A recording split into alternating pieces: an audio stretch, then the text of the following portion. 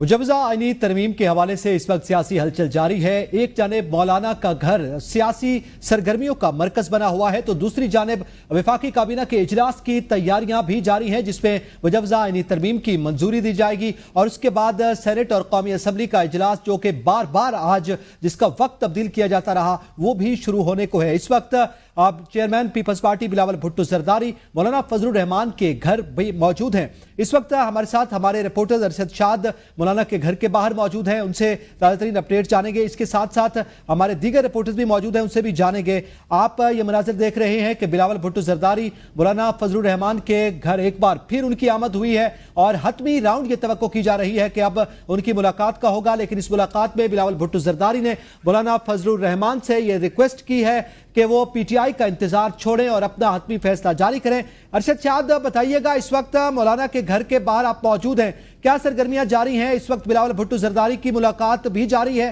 क्या सूरत हाल है? जी बिल्कुल, इस वक्त बिलावल भुट्टो जरदारी और इसके साथ साथ वजीर दाखिला मोहसिन नकवी जो है मौलाना फजलुर रहमान की रिहाइश गाह पर मौजूद हैं और उन्हें आए तकरीबन आधा घंटा से ज़्यादा होने वाला है और अंदर मुशावरत जारी है। सबसे पहले मैं आपको आज के पूरे दिन का जो है वो थोड़ा सा ओवरव्यू दे दूँ ताकि हमें समझने में आसानी हो जाए कि चीज़ें किस तरफ जा रही हैं। आज के जो दिन की आगाज़ है उसकी सियासत में हलचल उस वक्त शुरू हुई जब BNP के सरबराह अख्तर मेंगल अचानक से सियासी मंजरनामे पर जो है वो उभरे और वो गए हुए थे, UAE गए हुए थे और वहाँ से अचानक उनकी जो आमद है पाकिस्तान में होती है और वो अचानक जो है मौलाना फजलुर रहमान की रिहाइश गाह पर जो है वो नमूदार होते हैं। वो वहाँ पर उनसे मुशावरत कर रहे होते हैं और इसी असना में बिलावल भुट्टो भी वहाँ पर मौजूद होते हैं।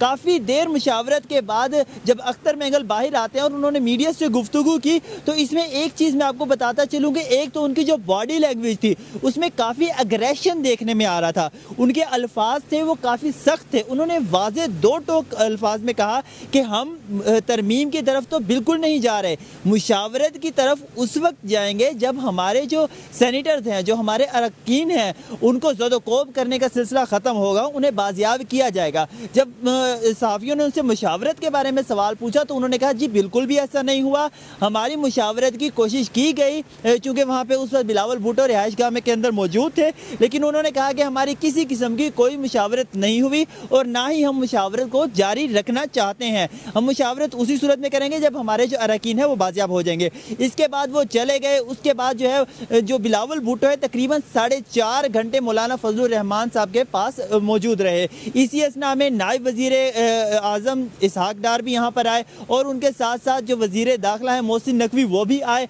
इन तीनों की मुशावरत जारी रही, ताहम कोई जो नतीजा है वो नहीं निकल सका। बिलावल भुट्टो ने मीडिया से सरसरी सा बयान दिया, हम कह सकते हैं, क्योंकि मीडिया जब उनसे सवाल करने लगे सहाफ़ी तो बिलावल भुट्टो ने किसी सवाल का कोई जवाब नहीं दिया। यही सूरत हाल है। अरशद शाद, आप हमें आगाह कर रहे हैं, इस वक्त मुलाकात जारी है, अभी तवक्को की जा रही है कि कोई नतीजा सामने आएगा। जावेद शहजाद, आपसे जानना चाहता हूं, आप क्या कहते हैं कि आज सारा दिन भी ये सूरत हाल रही, इजलास का वक्त बार बार तब्दील किया जाता रहा, इस वक्त क्या सूरत हाल है?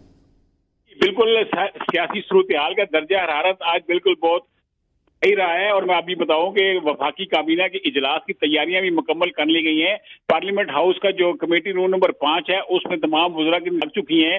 2 बड़ी स्क्रीनें भी लगाई गई हैं जहां पे मुसद्दा जो है डिस्प्ले किया जाएगा और मुसद्दे के हवाले से काबीना मेंबरान को बाज़ाब्ता तौर पर ब्रीफिंग दी जाएगी। आज़म तारड़ जो है उनको फिक्स किया गया है, काबीना मेंबरान को वो ब्रीफ करेंगे और जो तरमीमी मसवदा है उसके जो खद खाल है, उसके जो नुकात हैं, एक नुकात के बारे में काबीना के मेंबरान को आगाह किया जाएगा।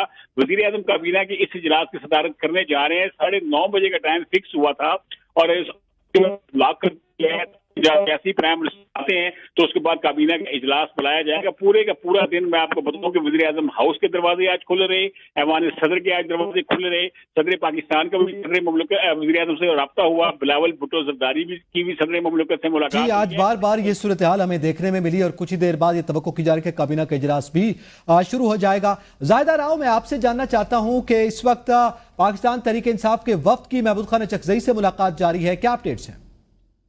जी बिल्कुल, पाकिस्तान तहरीक इंसाफ की वफ्द की आज मुलाकात मौलाना फजलुर रहमान से 3 बार हुई और तीनों बार आईनी तरमीम के मसवदे पर बात हुई। बानी पीटीआई से मुलाकात के बाद भी तमाम पॉइंट से आगाह कर दिया कि बानी पीटीआई क्या चाहते हैं, क्या क्या एतराजात हैं, कहाँ पर हुकूमत का साथ नहीं दे सकते और जो है हुकूमत का साथ ना देने का कहा गया। तो दूसरी जानिब अब जो है मौलाना में और पीटीआई में इख्तलाफात बढ़ते जा रहे हैं। आईनी मसवदे पर कई नुकात पर एतराज उठा दिया। तहरीक इंसाफ ने मौलाना को कायल करने की कोशिश की गई, खासकर जजिस के पैनल पर डेडलॉक बरकरार है और जैसे ही मौलाना से कहीं राहें जुदा होने लगी हैं, पीटीआई की बात वहां पर नहीं बनी, तो इसके बाद महमूद खान अचकजई की रिहाइशगाह का रुख कर लिया गया है। वहां पर सियासी गठजोड़ हो रहा है। सलमान अकम राजा, असद कैसर साहब वहां पर मौजूद है। बानी पीटीआई की जानिब से कहा गया था कि मुलाकातें जो है अपोजिशन से की जाएं और जो है आईनी तरमीम इतना हसास मामला, इस पर बहस की जाए। तो इस वक्त जो मौलाना फजलुर रहमान जो लग रहा था कि पीटीआई का साथ दे रहे हैं मसवदे पर, लेकिन अब जो नया ड्राफ्ट सामने आया है उस पर तहरीक इंसाफ ने काफी इतराज़ात उठाए और मौलाना फजलुर रहमान को कायल करने की कोशिश जारी है, लेकिन बहरहाल नतीजा नहीं निकला। तहरीक इंसाफ जो है मौलाना फजलुर रहमान की तरफ देख रही है, लेकिन अगर मौलाना फजलुर रहमान साथ नहीं ड्राफ्ट पर मुशावरत जारी है। जायदा राव, अरशद शाद और जावेद शहजाद हमारे साथ मौजूद थे। बहुत शुक्रिया आपका।